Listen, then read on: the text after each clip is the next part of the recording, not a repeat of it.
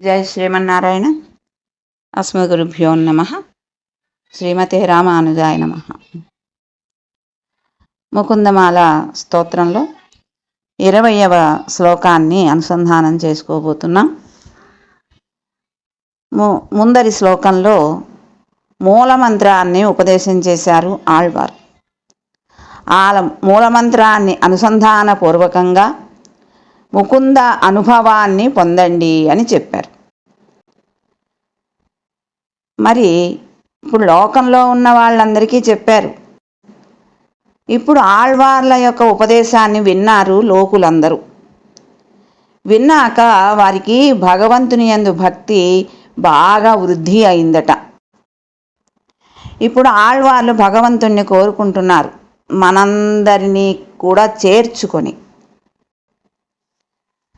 ఆహ్లాద శీతనేత్రాంబు పులకీకృతగాత్రవాన్ సదా పరగుణావిష్టో ద్రష్టవ్య సర్వదేహిభి.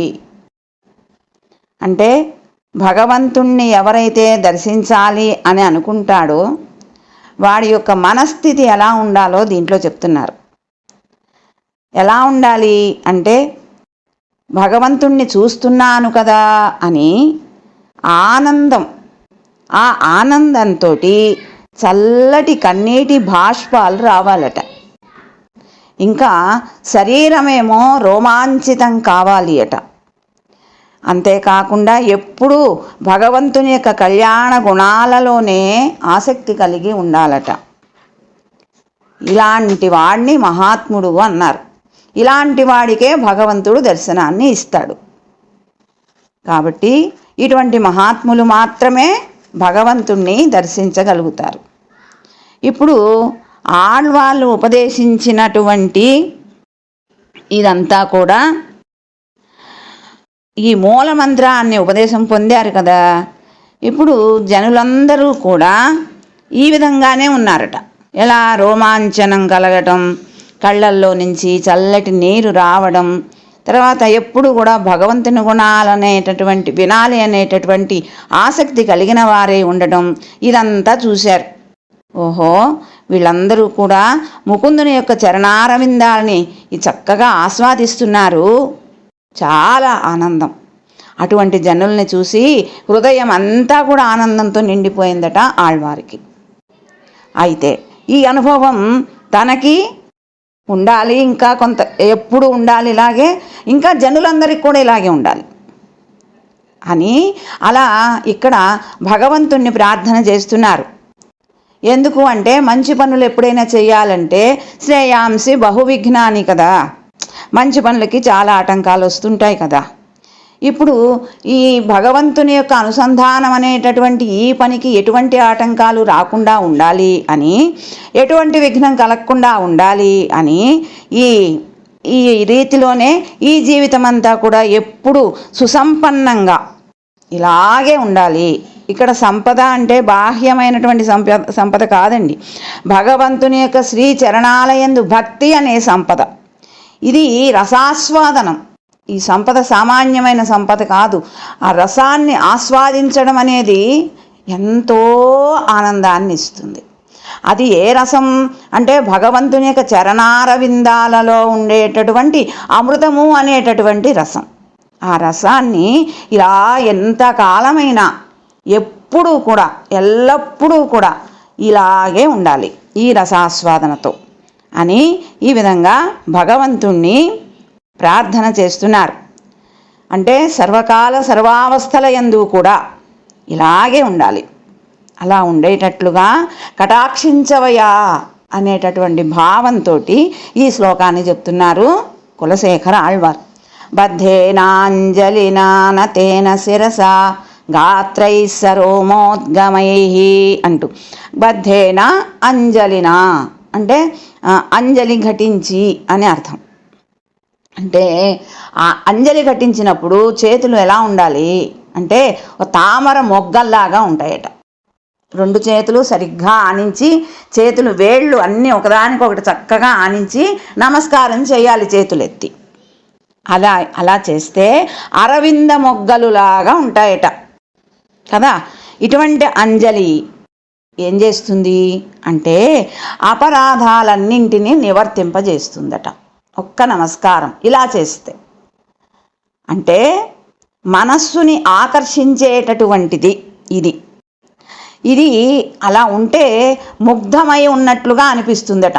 అబ్బా ఎంత ముగ్ధురాలు అనిపించేటట్లుగా. ఏంటి? చేతులు జోడిస్తే. ఎలా జోడిస్తే? చక్కగా చెయ్యి ఆనించి వేలు ఆనించి చక్కగా అలా చేస్తే అందము, ఆకర్షణ. అంతేకాదు, ముగ్ధ అంటే అమాయకత్వం. ఇప్పుడు మాయ అని కూడా చెప్పచ్చు దీనికి. మనస్సుని దోచుకునేటటువంటిది. ఇలా ఒక్క నమస్కారం చేస్తే భగవంతుడి యొక్క మనస్సు దోచుకున్న వాళ్ళమే కాదు, అంతే, భగవంతుని యొక్క మనస్సుని మనం దోచుకున్న వాళ్ళమవుతాం. అంతేకాదు మన మనస్సును ఆయన దోచుకున్నవాడవుతాడు. అంటే సున్నితమైన మనస్సుతో చేసేటటువంటి నమస్కారం ఇది. బద్ధేనాంజలినా. ఇందులో శ్రీరామాయణంలో భరతుల వారు అంటారు, తాన్యంజలి సహస్రాన్ని ప్రగృహీతాని నాగరై అకోశానీవ పద్మాని దదర్శ భరతాగ్రజ. నగరంలో ఉన్నటువంటి జనులందరూ కూడా, వేలాది మంది జనులు రామచంద్రమూర్తికి నమస్కారాలు చేశారట. ఇలా చేతులెత్తి అందరూ ఒక్కసారి నమస్కారాలు చేస్తే తామర పువ్వుల మొక్కల్లాగా ఉన్నాయట దూరం నుంచి చూస్తే. అలా చూశారట భరతుల వారు. అదే అలా అంజలి చేసేటప్పటికీ రామచంద్రమూర్తి కూడా కన్నెత్తి చూశారట. అది వాల్మీకి మహర్షి చెప్తారు రామాయణంలో ఈ మాటన. అందుచేత అంజలి చేయడం అంటే అర్థమేమిటి? నేను ప్రయోజనానంతరాన్ని ఆశపడడం లేదు, నాకు ఇంకే ప్రయోజనం అక్కర్లా. ఏ ప్రయోజనం కావాలి ఇప్పుడు? నీవే, నీ యొక్క చరణారవిందాలలో ఉండేటటువంటి రసాస్వాదన ఎల్లప్పుడూ ఉండాలి అనే అర్థాన్ని సూచిస్తోంది ఇక్కడ. అంజలి పరమాముద్ర క్షిప్రం దేవ ప్రసాదిని. అంటే అంజలి అనేది చాలా గొప్పనైన ముద్రట. భగవంతుని వేగంగా అనుగ్రహించేటట్లు చేస్తుందట ఈ నమస్కారం. అలా గనక అంజలి చేస్తే స్వామికి భగవద్ అనుగ్రహం వెంటనే వచ్చేస్తుందట. ఇప్పుడు ప్రయోజనాంతరాన్ని ఆశపడని వాడు భగవంతునికి ఇష్టమైన వాడు కదా. ఇప్పుడు లోకంలో కూడా అంతేనండి. ఏదైనా ఒక పని కావాలంటే నువ్వే చేయాలి అని ఆయన దగ్గరికి వెళ్తే ఆయన చేసి పెడతాడు. చేస్తే లేకపోతే లేదు. నాలుగు చివరి నుంచి వచ్చిన మాట వాడు కూడా అలాగే నాలుగు చివరి నుంచే తీసుకుంటాడు. వీడైతే ఇటు పోతే అటు పోతాడులే, వీడికి నేను చేసేది ఏమిటి, ఇంకా చాలామంది ఉన్నారులే చేసేవాళ్ళు, ఇలా అనుకుంటాడు ఆయన కూడా మనస్సులో. అలాగే ఇక్కడ భగవంతుడు కూడా నీవు తప్ప నాకు ఇంకొక గతి లేదు అని, ఇతరమైనటువంటి ప్రయోజనం కూడా నాకేం అక్కర్లా, కేవలం నీ సాన్నిధ్యమే కావాలి, నీ కైంకర్యమే కావాలి. అటువంటి వాడు అంటే భగవంతునికి ఇష్టం. ఈ మాట స్వామియే చెప్పాడు కదా. అలా గనక అంజలి చేస్తూ ధ్యానం అనేటటువంటి అమృతాన్ని ఆస్వాదించటం, ధ్యానం చేయాలి. ఇప్పుడు ధ్యానాన్ని అమృతంగా చెప్పారు. అంటే ధ్యానామృతం. మరి అన్ని అమృతాలేనా? స్వామి యొక్క పాదార విందాలలో ఉండేటటువంటి రసాస్వాదన ఏమిటి అంటే అమృతమే. అలాగే మరి ధ్యానామృతం అని చెప్తున్నారు. ఎందుకంటే అమృతం కంటే ఈ లోకంలో చెప్పడానికి ఇంకోటి ఏం లేదు, భోగ్యమైన వస్తువు. అందుకని అన్నిటికీ అమృతం అనే చెప్తున్నారు. నా తేన శిరస బద్ధేనా అంజలిన, నా తేన శిరస. అలా అంజలి ఘటించి వంచబడినటువంటి శిరస్సుతో అని అంటున్నారు. ఎలా వంచాలి శిరస్సుని అంటే లలాటం నేల కానాలి, అలా వంచాలి. రావణాసురుడు ఉన్నాడు, అహం మే, నేను, నాది, ఇలా మదించి పలికినటువంటి వాడను నేను ఇంతకు ముందు. ఎలా అన్నాడు రావణాసురుడు? ననమేయం కథంచన అని అన్నాడు. ఏ విధంగానూ నేను నమస్కారం చేయను. అట్లా ఉంది నా స్థితి ముందర. కానీ ఇప్పుడు అట్లా లేదు. స్వామి నీ చరణములు అనేటటువంటి కమలాలని దర్శించగానే తలను వంచి ధ్యానిస్తూ అలాగే ఉండిపోవాలనిపిస్తుంది, ఆస్వాదిస్తూ. అంటే ఇక్కడ తలను వంచడము అని ఎందుకు చెప్తున్నారు? తలని వంచడం వలన ఏమిటి ప్రయోజనం? అంటే దానికి అర్థం ఏమిటి అంటే, నీ రక్షకత్వానికి నువ్వే బాధ్యుడవు అని నా తల మీద బాధ్యత పెడతావేమో, అది నేను మొయ్యలేను, అందుకనే నా తల ఇలా వంచేసుకున్నా. అత్యంత అసక్తుడను నేను, నా భారాన్ని నా రక్షణను నేను చూసుకోలేను, నా భారాన్ని నేను మోయలేను, అంటే నన్ను నేను రక్షించుకోవడంలో ఎటువంటి శక్తి లేనివాడను అని చెప్పటం, అడ తల వంచి నమస్కారం చేయడం, నేను ఆ భారాన్ని మొయ్యలేను అన్నట్లుగా తలను వంచి ధ్యానామృతాస్వాదిన, ధ్యానం అనేటటువంటి అమృతాన్ని ఆస్వాదిస్తున్నాను. అంటే భగవంతుణ్ణే ధ్యానం చేస్తూ, భగవంతుని యొక్క శ్రీచరణాలనే అలా ధ్యానం చేస్తూ అందులో ఉండేటటువంటి రసాన్ని ఆస్వాదిస్తున్నాను. అతేన శిరస మోద్గమై గాత్రై గాత్రై సరోమోద్గమై, అంటే సరోమోద్గమై గాత్రై పులకించిపోయేటటువంటి అవయవాలు, గాత్రై అంటే అవయవాలు, స్వరోమోద్గమై సరోమోద్గం అంటే ఉద్గమించటం, అంటే శరీరంలో ఉన్నటువంటి అవయవాలన్నీ కూడా పులకించిపోవాలి. ఎట్లా పులకరింత అంటే తెలుసు కదా, లోకంలో కాంతలని చూసినప్పుడు పురుషులకు అలా పులకిస్తుందట శరీరం.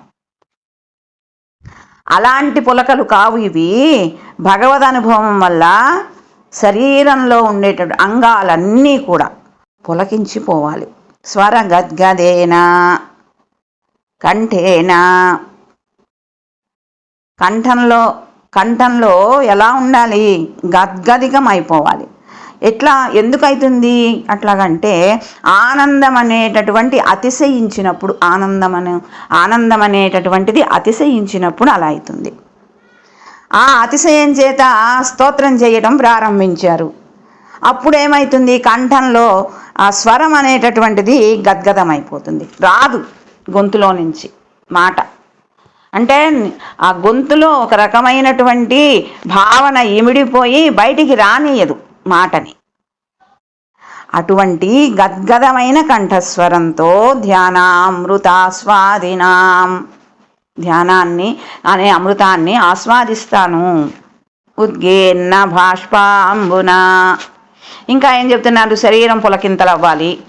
ఆ తర్వాత నేత్రాలు పెళ్ళుబుగినటువంటి ఆనంద బాష్పాలను కలిగినటువంటి కన్నులతో, ఉద్గేన్న బాష్పాంబున, అలా పద్ధేనాంజలిన చేతులు మోటించి, అంటే చేతులను నమస్కారం చేస్తూ తలను వంచి కంఠం గద్గదమైపోయేటట్లుగా పెళ్ళుబుకినటువంటి ఆనంద బాష్పాలు నేత్రాల నుంచి కారుతుంటే ఆ విధంగా ధ్యానం చేయాలి. అలా ధ్యానం చేయడం అంటే ఏంటి, త్రికరణ శుద్ధిగా ఉన్నప్పుడే అలా ధ్యానం కుదురుతుంది. లేకపోతే పైన చేస్తే ఈ కళ్ళల్లో నీళ్లు రావు, ఒళ్ళు పులకింతలు రాదు, గొంతు గద్గదము అవ్వదు. నమస్కారం కూడా మనం ఏదో చేశామంటే చేశామన్నట్లు చేస్తాం. అలా కాదు, ఇదిగో ఇప్పుడు చెప్పిన ఈ విధంగా భగవంతుణ్ణి ధ్యానం చేయాలి. అలా ఎప్పుడు చేయాలి, ప్రతిరోజు నిత్యం త్వచ్చరణారవిందయుగళ ధ్యానామృతాస్వాదినం.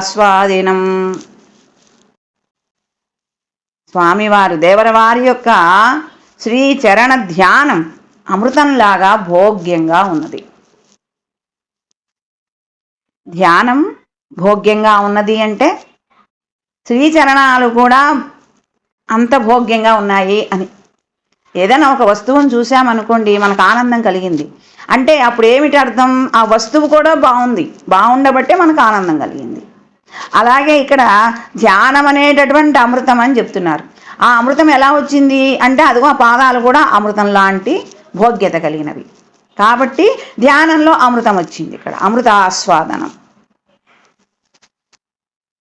స్వామి ఎటువంటి వాడు, సర్వరస అంటే భగవానుడు సర్వరసస్వరూపుడు. అంటే స్వామి యొక్క అవయవాలన్నీ రస్యంగానే ఉంటాయి. సర్వరస అంటే అది అర్థం. రస్య అంటే అన్ని అవయవాలు కూడా చాలా బాగుంటాయి, రసాస్వాదన చేసే విధంగా. ఏదో పాదాలొక్కటే అని చెప్పటం కాకుండా ఆ భగవంతునిలో ఉండే అన్ని అవయవాలు కూడా. కానీ శ్రీచరణాలు అనేటటువంటివి చాలా అన్నిటికంటే భోగ్యమైనవట. అందుచేత ఆ శ్రీచరణాలను గురించి చేసేటటువంటి ధ్యానం కూడా భోగ్యమైనటువంటిదే. అమృతానికి మించిన వస్తువు లేదు కదా ఈ లోకంలో, భోగ్యత్వంలో. అందుకే అన్నింటినీ అమృతం అని చెప్తున్నారు. శ్రీచరణాల ధ్యానం అమృతం కంటే భోగ్యభూతమైంది. అమృతం ఎందుకు పనికొస్తుంది? ఆళ్వార్లు అంటారు ఉప్పుచారు అని. ఆ భగవంతుని యొక్క శ్రీచరణాలలో ఉండేటటువంటి రసాస్వాదన అమృతానికి కూడా సరిపోదు. ఆ అమృతం దేవతలు తాగే అమృతం, అది ఉప్పుచారులాగా ఉంటుంది. కానీ ఈ అమృతము ఎంత తాగినా తీరినట్టుండదు. ఆ అమృతం చేదు అని అనిపిస్తుంది, కానీ ఈ చరణామృతం అనేటటువంటిది ఎంత జుర్రుకున్నా భోగ్యమే. ఆళ్వార్ స్తోత్రంలో అంటారు, నిరాశకస్యాపి నతావదుత్సహే మహేశహాతు తవ పాద పంకజం వృషా నిరస్తోపి శిశుస్తనందయో నజాతు మాతు చరణో జిహాసతి. పాదములు, భక్తునికి పాదములే ముఖ్యం. పసిపిల్లవాడికి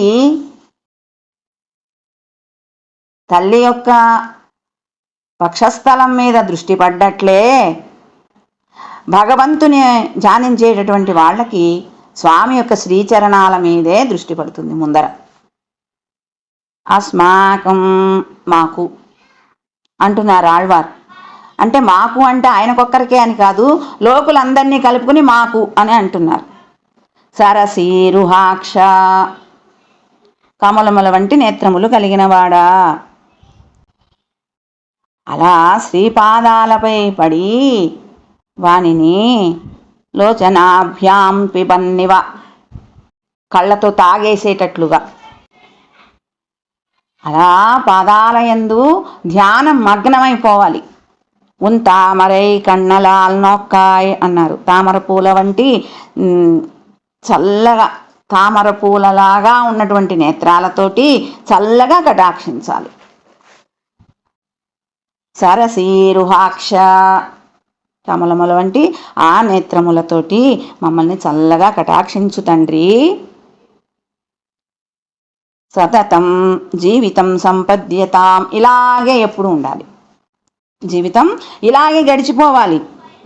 ఏదో ఇంత భక్తి కలిగింది, ఇప్పుడు ఈ భక్తి కాస్త విచ్ఛిన్నమైపోతేనో, మళ్ళీ విషయాలలో మునిగిపోతేనో అని భయం వేసింది ఆళ్వార్కి. అందుకని నేనే కాదు, నాకే కాదు, ఈ లోకులందరూ కూడా ఇప్పుడు నీ భక్తిలో రమిస్తున్నారు. ఇప్పుడు ఈ భక్తి ఎప్పుడూ ఉండాలి అందరికీ, ఇతర విషయాలలో పరవశమైపోకుండా ప్రతిరోజు అన్ని కాలాలలో ఆహ్లాద సిత నేత్రాంబు గద్గద స్వరగాత్రంతో పులకించేటటువంటి శరీరంలో, ఆ శరీరంతో నీ చరణారవింద యుగళ ధ్యానామృతం ఏదైతే ఉన్నదో అది చెయ్యాలి. మా జీవితాలు సఫలం కావాలి, మా ఆయుష్ పరిపూర్ణంగా ఇదే రీతిలో సాగాలి. ఏ రీతిలో? భగవంతుని బద్ధేనాంజలి నానతేన శిరసాగాత్రై సర్వమోద్గమై కంఠేన స్వర్గద్గరేణ నయనే నోద్గీర్ణ భాష్పాంబునా నిత్యం త్వచ్చరణారవిందేగులం ధ్యానామి. ఇలా ఉండాలి. ఆ రీతిగా ఈ సంపూర్ణమైనటువంటి ఈ ఆయుష్ ఉన్నంత వరకు ఇలాగే సాగిపోవాలి మా జీవితం అంటూ భగవంతుణ్ణి, మనల్ని గురించి కూడా ప్రార్థన చేశారు ఆళ్వార్ ఈ శ్లోకంలో. జై శ్రీమన్నారాయణ.